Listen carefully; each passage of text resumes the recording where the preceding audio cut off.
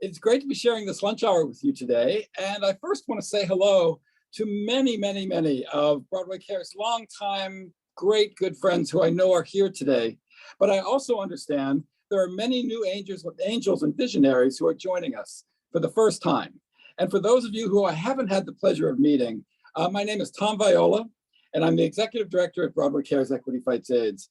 And I really look forward to getting to know each of you and having the opportunity to thank you, not only for joining us here today, but for joining our work and our effort in person.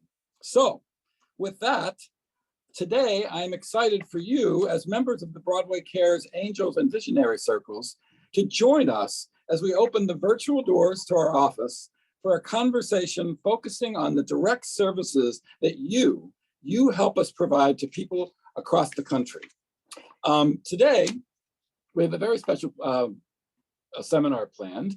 You're going to hear from three remarkable organizations, three of Broadway Care's grantees, and learn specifically how your support delivers essential, critical meals to tens of thousands across the country, actually hundreds of thousands across the country through our national grants program, but literally to thousands of folks just through these organizations alone. I'm happy to say that we'll be joined by Broadway Care's Major Gift and Plan Giving Officer, Nick Mayo, who will moderate this conversation. So with that, let's get this started. Our first guest joined Encore Community Services as Executive Director in July of 2018. Previously, he had served as Senior Director at Phipps Neighborhoods and was the founding principal of Broome Street Academy. He serves on the Senior Advisory Board of the New York Department of the for the Aging and on the Strategy and Priority Committee of the Human Services Council of New York City. Since coming aboard at Encore's, we have gotten to be good friends, and he does extraordinary work. Please welcome from Encore Community Services, Jeremy Kaplan, and our moderator, Nick Mayo. Hi. There we go. Hey, Jeremy. Tom. Hi, Tom. Good to see you. Hey, Nick. You too. Hi, Nick. Hey. So, Jeremy, where are you zooming in from today? Oh, I'm zooming in from the heart of the theater district in Manhattan, 49th Street, between 8th and 9th. All right, neighbor. It's great to be here. I'm so happy you're here. Speaking of the neighborhood, what's the neighborhood been like these past couple of years, and how has that affected the work that you do? Oh gosh. Well, a couple of years ago, it was surreal. It was like something out of an apocalyptic movie. I hate to say, as you guys well know, it was very quiet here during the acute crisis of the pandemic. But slowly but surely, Times Square, Midtown, and New York City have been coming back.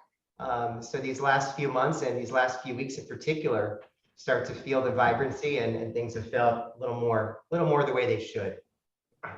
Good. I mean, obviously COVID-19 changed everything and elevated the needs of your clients. What were some specific challenges that you had over this time and in delivering meals to people during this unique time? Yeah, so in New York City, there was a food security crisis before the pandemic among older New Yorkers.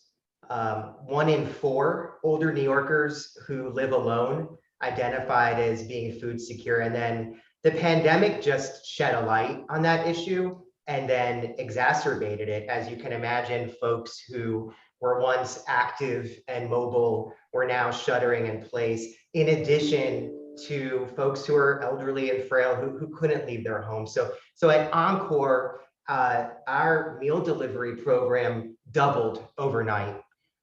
We were delivering about 800 or 900 meals a day up and down the west side of Manhattan, and then in short order, that number spiked to well over 1,600 meals every single day, and that demand has remained. Actually, the demand is much greater than what we're able to meet, but I'm sure we can get into that.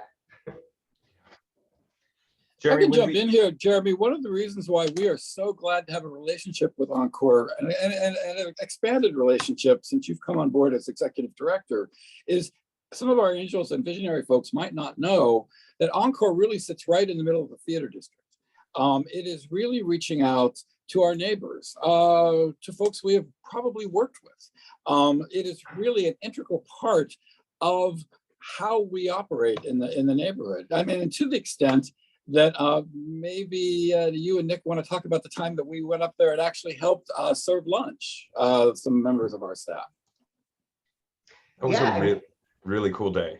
It was so much fun. Tom and the entire Broadway Care staff came, and Encore, in addition to home delivered meals, we have a robust senior center right in the heart of the theater district where people come to us for activities and for food. And Tom and Nick and the whole Broadway Cares crew, they put on some aprons and some hairnets, and they were not just serving meals at the center, but they had staff members delivering meals in the neighborhood, doing activities and groups with folks at our center. Tom was behind the kitchen line with me, actually scooping up food and serving folks as they came to the plate. But yeah, Tom, I should mention that, Encore, we're proud, we call ourselves Broadway's longest running active loving care. We were founded by a bunch of concerned neighbors back in the late 70s in the theater district, led by the priest who was running the Actors Chapel at the time at St. Malachi's Church, and Jerry Schoenfeld. The way the story is told to me is they all met at Sardi's and they said, what can we do to address the issue of homelessness, hunger, and other profound issues, particularly that were affecting the elderly in Times Square? And that's how Encore was born. And so from there, we started off as a soup kitchen, serving just a couple hundred meals a day, to now we're scratch cooking and pushing out about over 500,000 meals a year up and down the West Side, in addition to housing and other stuff that we do. Jeremy, also something that I think is so incredible about the meal deliveries from Encores. Can you talk a little bit about the importance of warm meals being delivered and that point of the process? How to get the meals delivered warm? The folks that we're delivering to are what we say homebound, meaning that they can't leave their homes, not because of the pandemic, but because they're physically unable to. They're frail. Many of them have chronic illness. The average age is well into the 80s. And so many of our home delivered meal clients require a hot meal, right? Something that they can easily access. They're not able to physically put something in the oven or even put something in the microwave. So it has to be ready to go. Right. And then we have some folks who are able to, to accept a cold or frozen meal. But so we try to accommodate that and everything in between. So we do scratch cook these meals. We have vans where they're called hot shots, where literally the van is like an oven on the road, and it keeps the meals hot. So they're at the right temperature when they get to places. Jeremy, the thing to keep in mind for many of our visionary and angels folks is a lot of these seniors who Encore is preparing these meals for, whether they're delivered or whether they come across to the congregate program, these were members of the theater community who are now seniors. So this is really a way for us in this small microcosm to really give back and take care of those who came before us. I'm glad you mentioned that, Tom. I put up behind me a picture of a woman named Elaine Swan, who lived in Manhattan Plaza for many years, and she had been in ensemble casts on Broadway. She had done film and commercials throughout her career, and she became a home delivered meal client of Encore's. But because of through private grants that we receive from Broadway Cares and other organizations who support us, we're able to supplement what New York City offers. And so we were able to provide Elaine not just with daily meals, but with a friendly visitor. And by the time she became an Encore client, she was all alone. She had no family in the city. And, sadly, that's kind of what happens in New York. Social isolation is particular issue for seniors in New York City. This friendly visitor became so close to Elaine, he ended up becoming her next of kin. And he happens to be just an exquisite photographer, as you can tell. And he did a photojournalism project, with her, and they had so much fun, documenting her life in entertainment, her life in Broadway, all while meeting her basic needs. And that's just one story of so many of how we're reaching, people in the entertainment industry, and particularly in the New York City industry, in addition to so many others, all up and down the West Side. You talk about that loving connection, and sometimes, and having volunteered and spent the day, you sense that some of these deliveries are not just meals, they're a human connection. And it's, in a lot of cases, the only connection that person has had in that day. The delivery of the meal is also that only human connection they've had in that day. And again, I want to make Go ahead. And again, I want to make sure that our angels who make this support possible really understand how this adds up in terms of dollars and cents. I mean, Broadway Cares has been supporting Encore really since 1999, but that was in a very small way. That really began to expand when Jeremy came on board in 2018. And just this past January with the food grant round, thanks to your support and generosity, we were able to award Encore a $35,000 grant. Yeah, and I mean, I could talk about this for hours, as you know, Tom. Encore is the lead home delivered meal contractor for the city of New York. We are paid to provide 5 meals a week to elderly homebound seniors by the city of New York. Now, I don't know about you, but most of us require 3 meals a day, 7 meals a week, right? And so your grant helps supplement where New York City falls short in that funding. At Encore, we're delivering 7 meals a week. We would love to deliver 21 meals a week. We're working towards that. But again, as you said, Tom, it's not just a meal, right?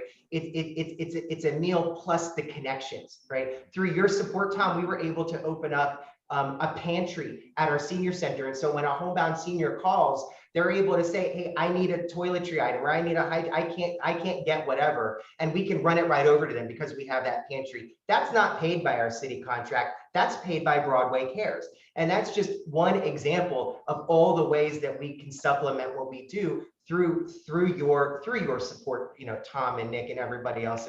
Everybody that's, I know, donating to Broadway Cares. I can't emphasize enough how important it is.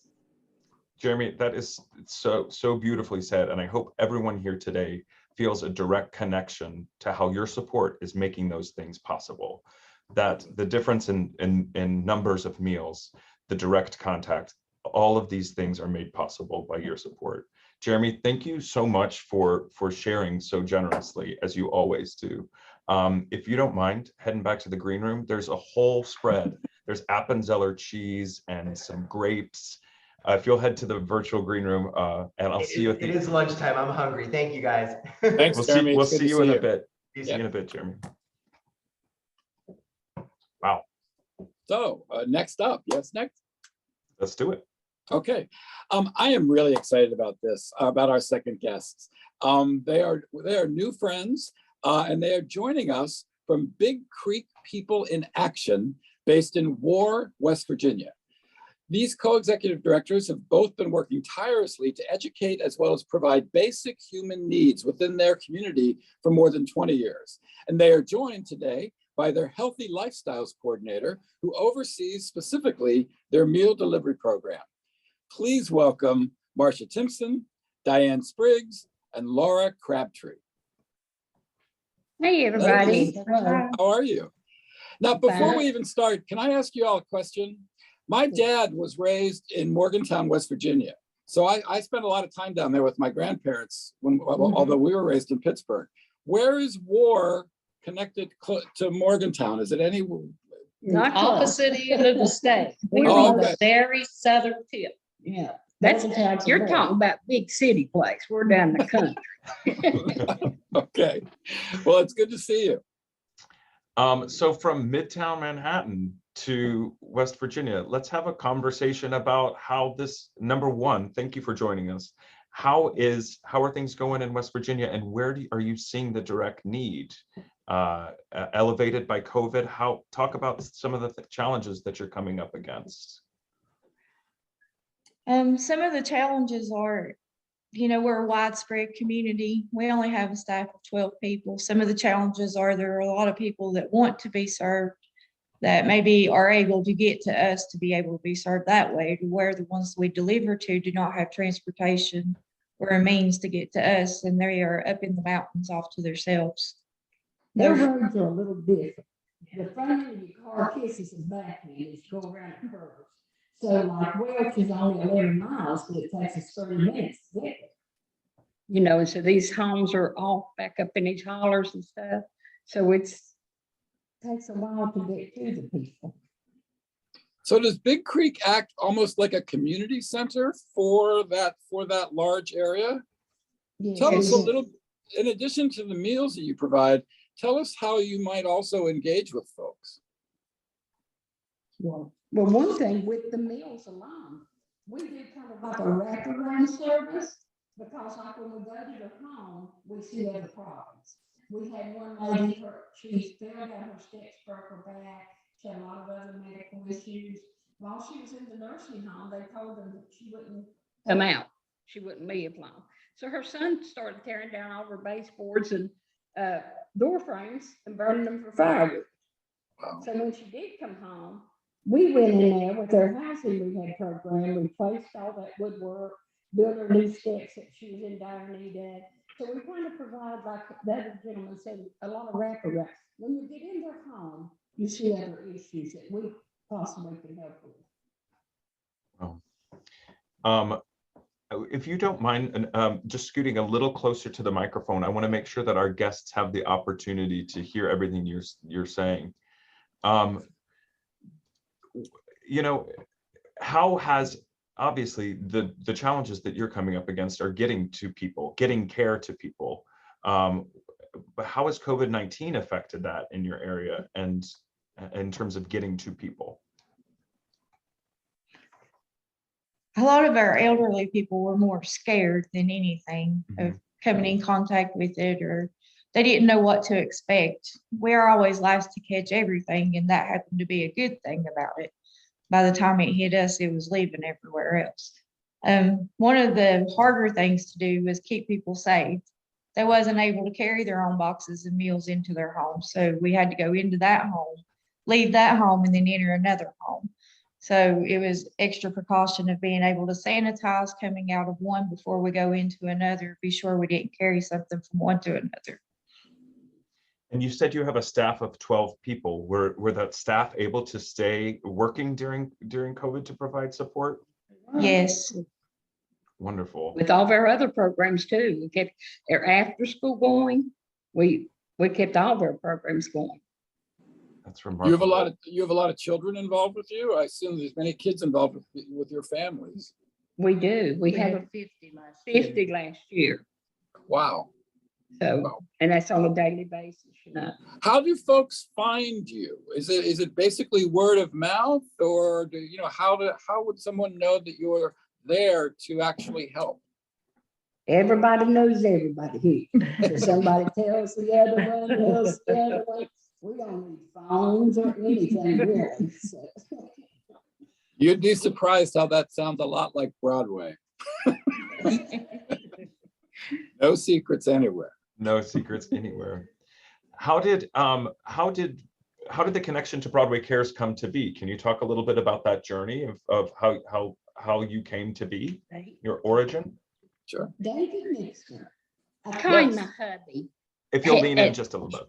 David Nixner. I call him my hubby. He calls me wifey, but he came here years ago, and we just got him, and we've stayed in contact ever since. And I think he was kind enough to recommend us make that connection. He did actually. Danny and I were having lunch with him, I think maybe after a grant round when we first met you.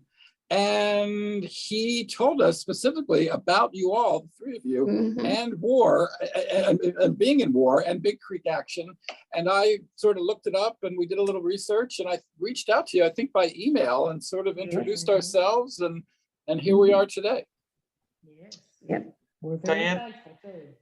Diane, I'd be interested, as you know, we all talk of food insecurity is such a huge, huge issue and challenge. What's keeping you up at night? And when you're thinking about your work and when you're thinking about the care you're providing, what's keeping you up at night in terms of what's first on your thoughts in terms of this?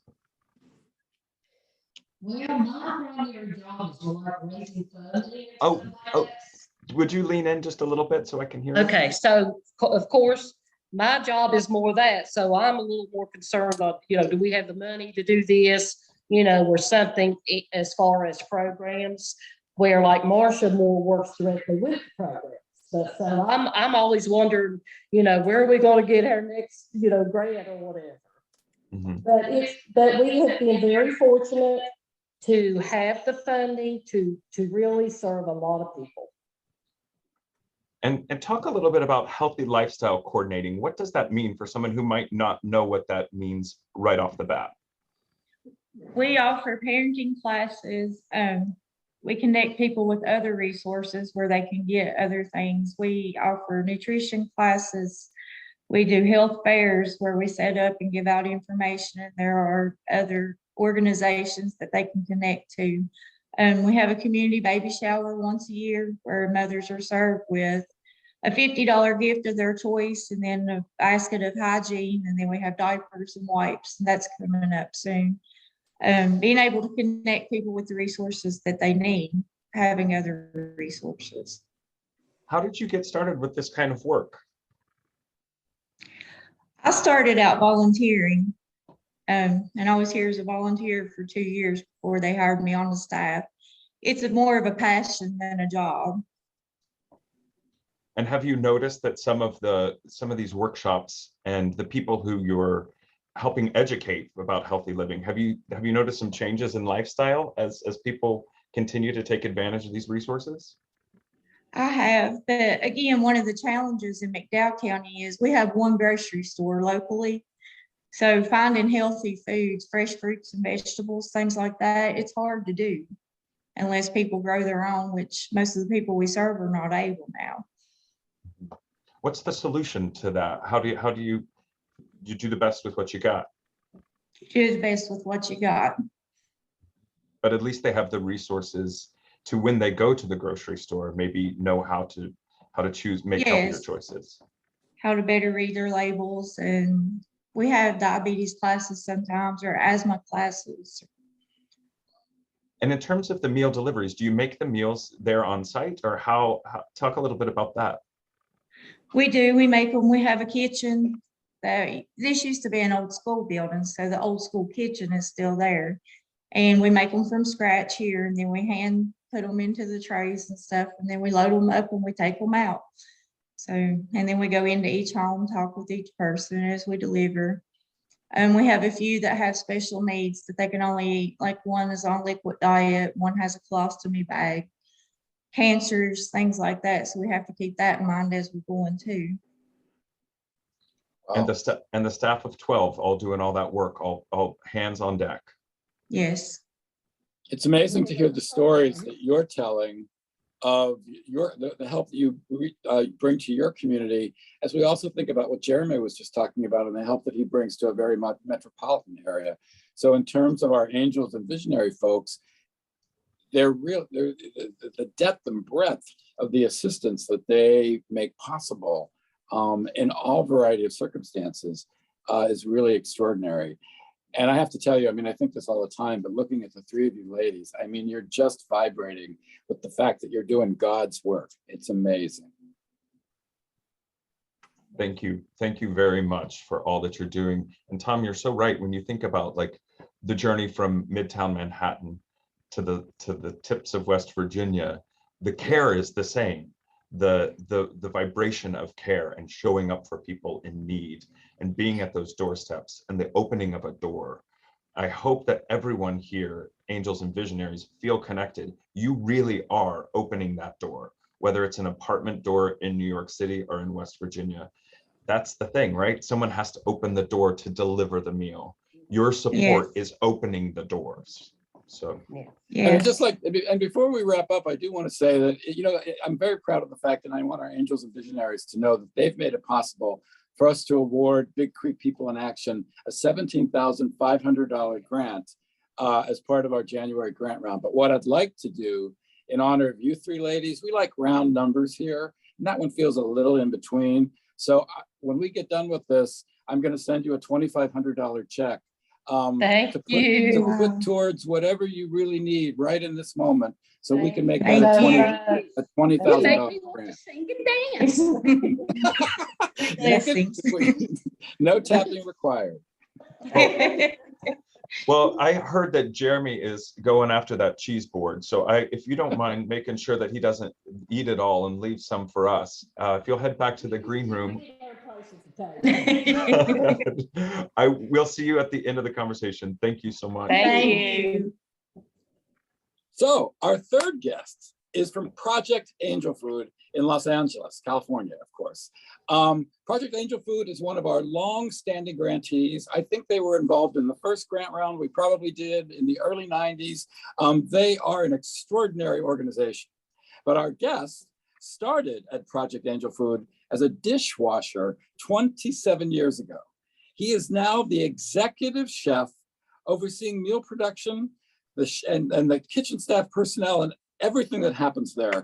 While Project Angel Food is producing meals at the rate of thousands per day, our guest is committed to making sure that every plate looks and tastes delicious. So please welcome Chef John Gordon. Hi.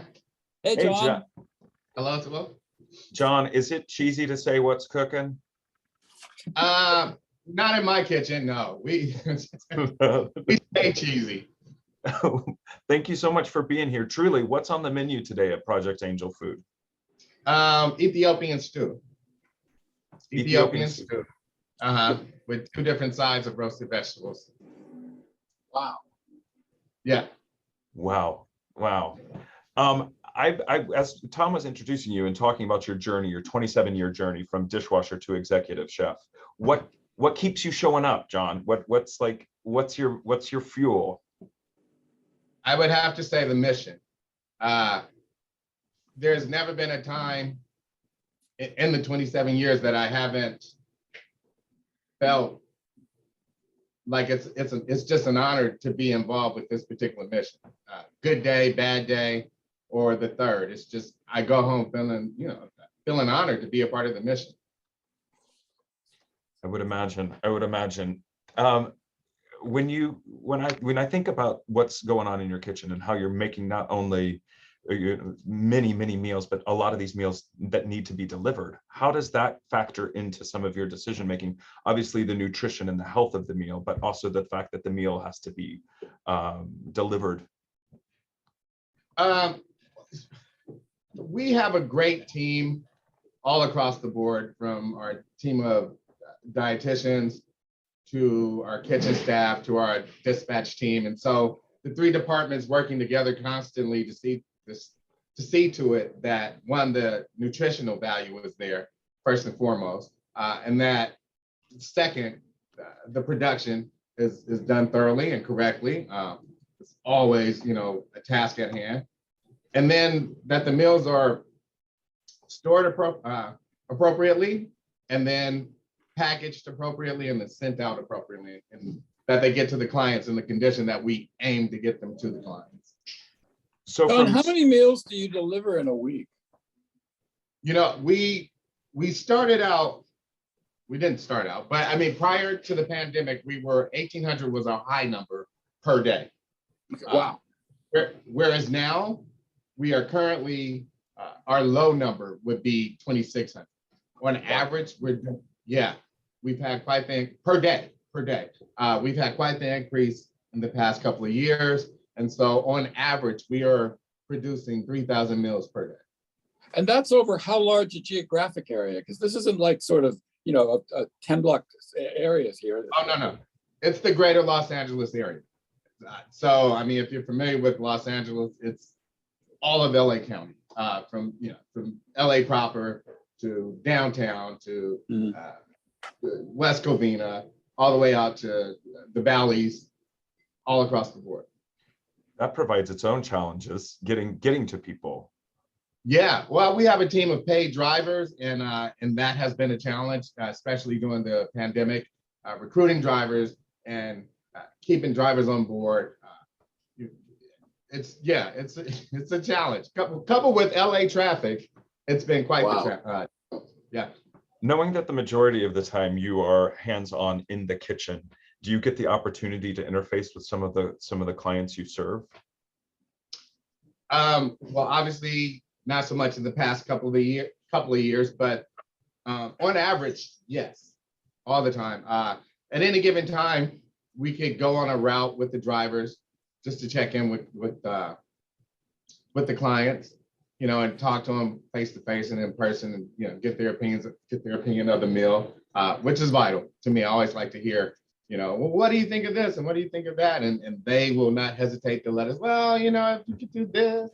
So, but it's valuable to me. And I love to hear the good and bad, if they like something, if they don't like something. I love to hear it, bring it back to the kitchen and move forward in that way. Some clients will call me actually, and I'll have conversations on the phone with some clients.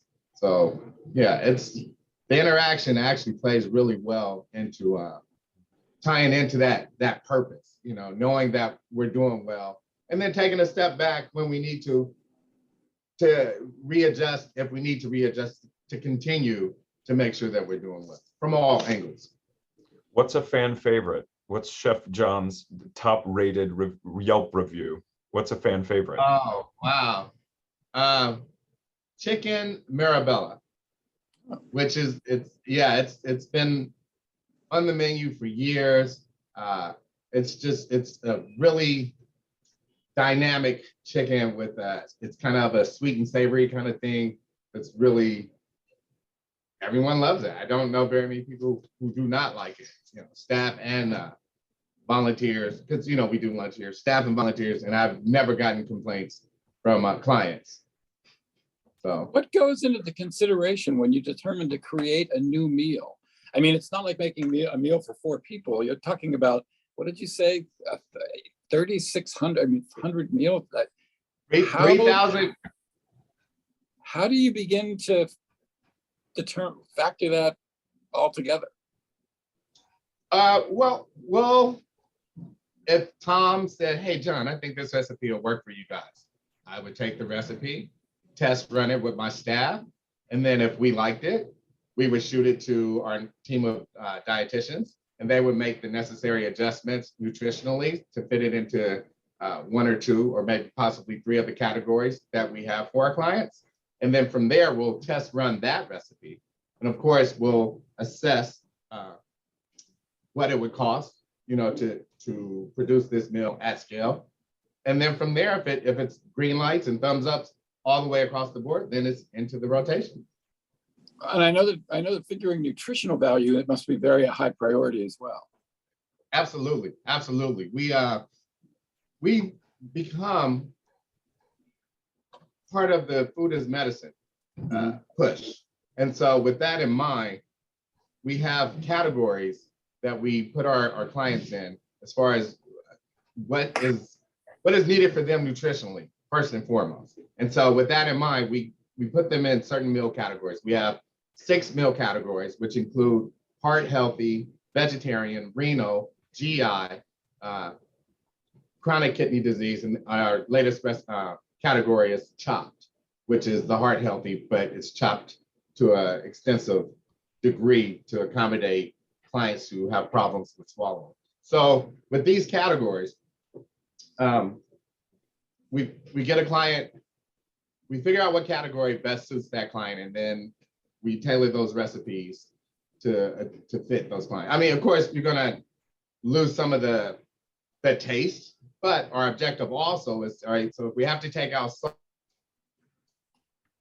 we'll not compromise the recipe that will give it the taste that we still want it to have for the clients to still enjoy it equally as much. John, that's sort of blowing my mind how customizable and how thoughtful and how considered, because it just deepens my understanding of food as medicine, and medicine is individual. So how customizable and how specific to each client you're serving is quite moving to me that you do that. Thank you, thank you. And speaking of which, I gotta say this. I just gotta take this moment to say this. You guys mentioned I've been with the organization 27 years. You guys have been interacting with Project Angel Food before I even came on board. And it's to my understanding that we have received well over $700,000 from you guys throughout the years. And for that, I have to say thank you very, very much. Well, you're most welcome. I mean, you've set the example, along with God's Love We Deliver here in New York, of how important meal delivery programs are, particularly in big metropolitan areas. And we've always looked to Project Angel Food, not only for preparing those meals and reaching out to clients, but for the leadership and how this could be done. Thank you.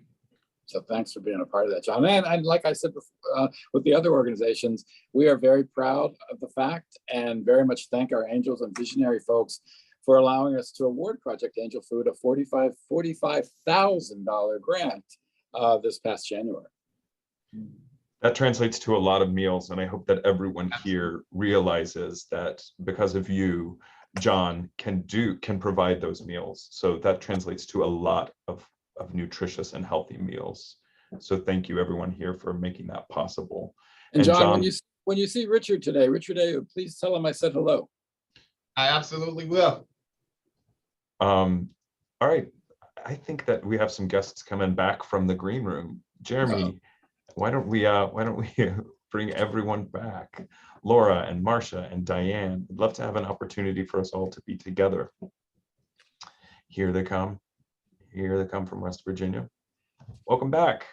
So Jeremy, how was the cheese spread in the green room? Tell everyone, how was it? You guys really set it up well. I feel pampered and full. Thank you. Laura, what was you can unmute yourself, Laura, and tell me what your favorite thing from the green room was. Oh, I really enjoyed the cheese. You liked the cheese? I like the cheese. It's good. And conversation. And good conversation. Good. Cheese is just cheese without conversation. So I really want to give an opportunity for our guests to ask questions of our panelists. Anyone have a question, please feel free to use the raise your hand feature at the bottom of the screen, and I will happily call upon you. So if anyone has a question, please feel free.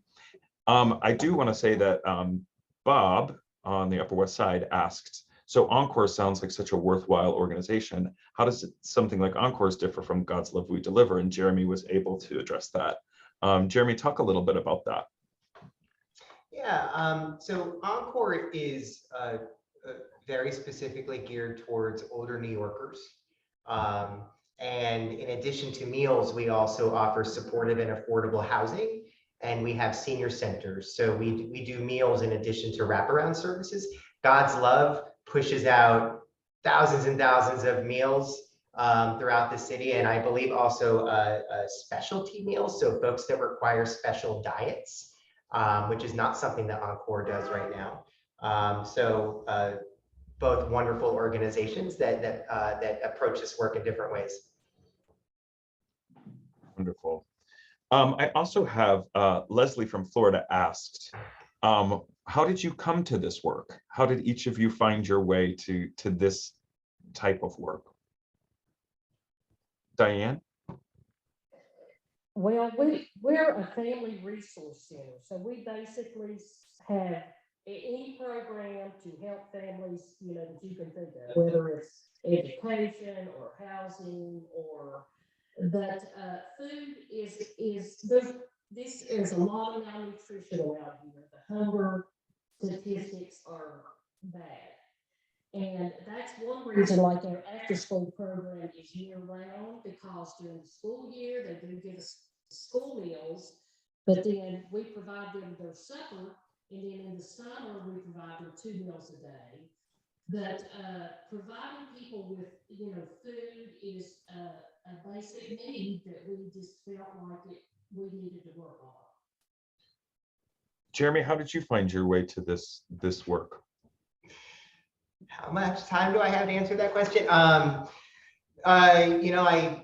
I had a pretty, as many of us do, a bumpy road with my coming out process down in Florida when I was younger. And I just wanted to be in New York. So I found my way to New York, and I started off as a teacher and working in schools with youth development. I was a principal of a school at one point, and I got a call from a headhunter, and they said, Jeremy, there's an organization, somebody who I knew. There's an organization looking for a director. I know you, I know them. I think it might be a match. And when I heard it was senior services, I was like, what the heck are you talking about? I have no experience with seniors. And they said, just check it out. I fell in love with the organization, and I was actually ashamed at how little I knew about the needs of older people. I was ashamed at how little I knew about how people age in the shadows and how isolated people become. And just quickly, I have never felt more passionate about anything over the close to 4 years now. I mean, it's gone by so fast. And Encore is just such an incredible organization. So, that's the bumper sticker answer. I dig it. Your passion is contagious, Jeremy. Every time I'm with you, I feel your passion, and I'm so happy to know you, to be able to work together.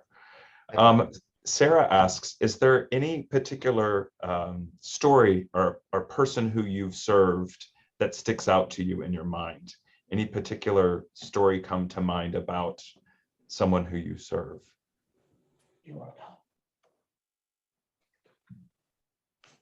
Go ahead, Marcia. Okay. We have one lady that was elder, and her husband both were in very bad health. So every time you go, they just give you great big hugs, and they tell you how blessed they are to know you, and how your program and organization and everybody that works there is doing so much good for them, and how much they appreciate it. They just never don't have a smile on their face when you show up. So you've made their day. I love that. And realizing, like we talked about earlier, that loving connection is as nutritious as the meal.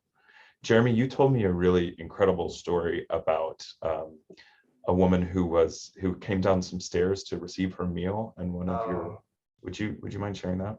Yeah, so I try to get out and do a delivery route at least once a month, and these routes have 40 stops along the way. And so I teamed up with our driver, George, and we got to a building and the buzzer was broken, which is not uncommon in New York City. Sometimes it's really hard to get into these buildings to get meals to people, just because of the physical structural challenges in some of the buildings. Anyway, so this woman who's, I don't know, maybe 90 years old, was waiting downstairs for us. She lived up maybe 3 or 4 flights, and George knew her, and he was like, "Oh my gosh, what are you doing down here?" And she said, I knew you wouldn't be able to get in because the buzzer's broken, and I need this food. I need this meal. And also they didn't speak the same language. So she was telling us this, trying to translate it. Long story short, George had to carry her up 4 flights of stairs because she couldn't make it back up. Yeah, and it just, I wanted to say, my entire staff right now is down at City Hall Park rallying at a rally called the Just Pay Rally. So people like George are paid by city contracts minimum wage. George is the only point of contact that woman would have had that day. He got her food, and then he carried her up 4 flights of stairs. The other thing that these grants do is it helps us supplement so that we can pay these essential workers more than minimum wage. We're still not able to pay them enough, but we depend on these grants to help bring up at least closer to a livable wage. So yeah. I hope that everyone feels a connection to that support, which is through your support, you're helping the Georges of the world who are carrying people upstairs and delivering meals be compensated for their generous hearts and spirits. So I hope everyone feels a deep connection to that. It's pretty beautiful to think about. So thank you. I want to be very cognizant of everyone's time. I'm going to throw the virtual microphone back to Tom, but I want to say, John, Jeremy, Diane, Marsha, Laura, thank you for letting me come in and sort of guide this conversation. It's been a pleasure to spend time with you, and thank you for all that you do and the work that you do. And I will hand the microphone back over to Tom. Sure. Thank you. Thank you, Jeremy, John, Diane, Marsha, and Laura. It really is wonderful to see you all. And I particularly want to thank our Angels and Visionary members who have joined us here today, because we can have this conversation because of your extraordinary support and the lift that you give us that allows us to share that with these three extraordinary organizations. So thank you all. I hope we meet again. And I am confident that the work that we do to reach out to you is going to be shared multiple times with your clients, both in big cities and in rural West Virginia. So thanks, everybody. Thanks for joining us today. Thank you. Thank you, Tom. Sure.